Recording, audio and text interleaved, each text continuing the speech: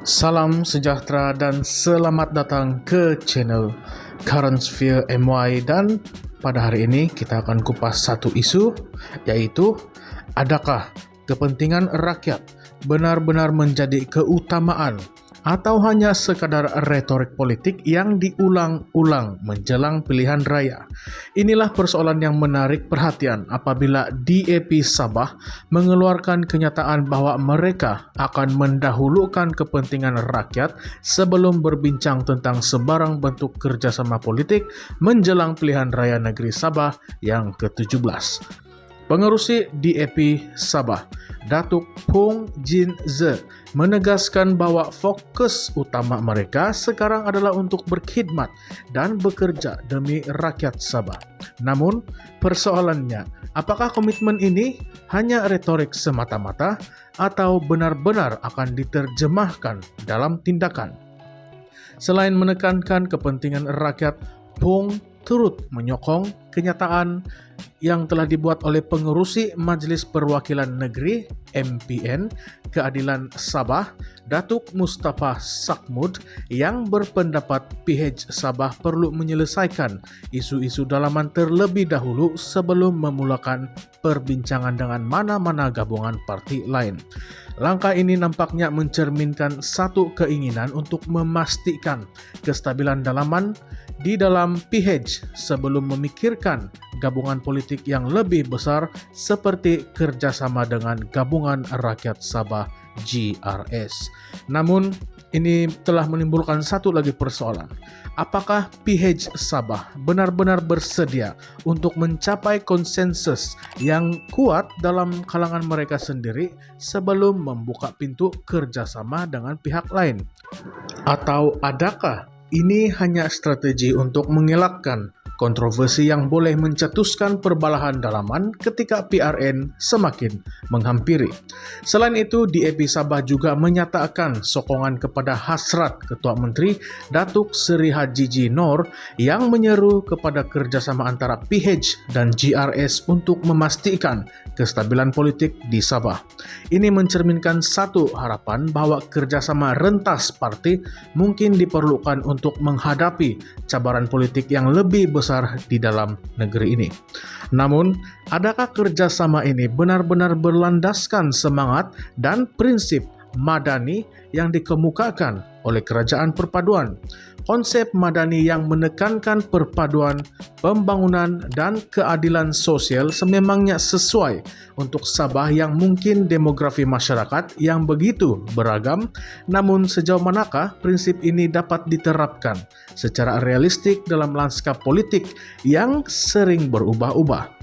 Phoong juga menyatakan bahwa DAP Sabah bersedia untuk meneroka ruang kerjasama dengan mana-mana parti di bawah kerangka Kerajaan Perpaduan untuk menghadapi PRN 17. Ini mungkin memberi bayangan bahwa DAP Sabah terbuka untuk mengadakan dialog dengan pelbagai pihak bagi memastikan rakyat Sabah mendapat yang terbaik. Namun, adakah ini juga bermakna DAP Sabah akan bersedia untuk membuat kompromi yang besar sekiranya perlu? Adakah mereka akan menyesuaikan dasar-dasar mereka jika bekerja sama dengan parti-parti yang mempunyai agenda yang berbeza? Sejauh mana mereka boleh mengekalkan prinsip dan idealisme mereka dalam usaha untuk mencapai kestabilan politik? Mengutamakan kestabilan politik dan pembangunan ekonomi Sabah sebagai agenda utama nampaknya sesuai dengan keperluan rakyat negeri ini.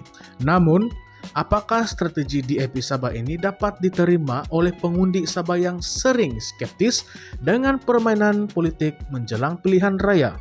Apakah mereka akan melihat usaha ini sebagai langkah yang benar-benar tulus atau hanya sebagai usaha menarik undi semata-mata?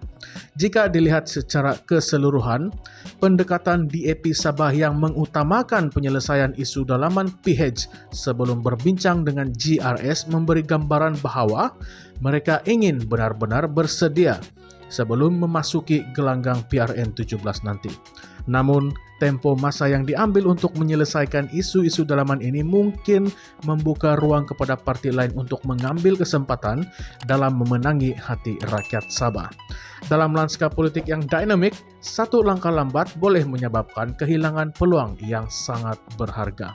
Bagi pengundi Sabah, persoalan utama yang patut kita tanya adalah sama ada kerjasama rentas parti ini benar-benar akan membawa perubahan positif atau hanya sekadar janji politik yang akan hilang selepas PRN17 selesai.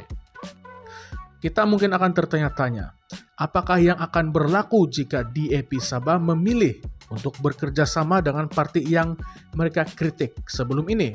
Apakah yang akan berlaku sekiranya prinsip-prinsip mereka diuji dalam gabungan politik yang berbeza? Atau adakah mereka akan lebih berfokus kepada kestabilan politik berbanding mempertahankan dasar dan pendirian asal mereka? Dengan semua ini, perbincangan tentang kerjasama politik menjelang PRN17 di Sabah membuka banyak lagi persoalan yang kita harus jawab. Bagi mereka yang mengikuti perkembangan ini, persoalan seperti adakah kepentingan rakyat benar-benar diutamakan atau sekadar modal politik untuk meraih sokongan akan terus berlegar-legar. Apakah yang sebenarnya dimaksudkan oleh DAP Sabah dengan kepentingan rakyat? Adakah ia merangkumi janji-janji pembangunan atau sekadar ungkapan untuk mendapatkan sokongan sementara? Apakah pendapat Anda kalian semua? Sila utarakan pendapat Anda di ruangan komen di bawah dan jangan lupa untuk like, share, dan subscribe Current Sphere MY. Sekian saja untuk hari ini. Jumpa lagi. Terima kasih.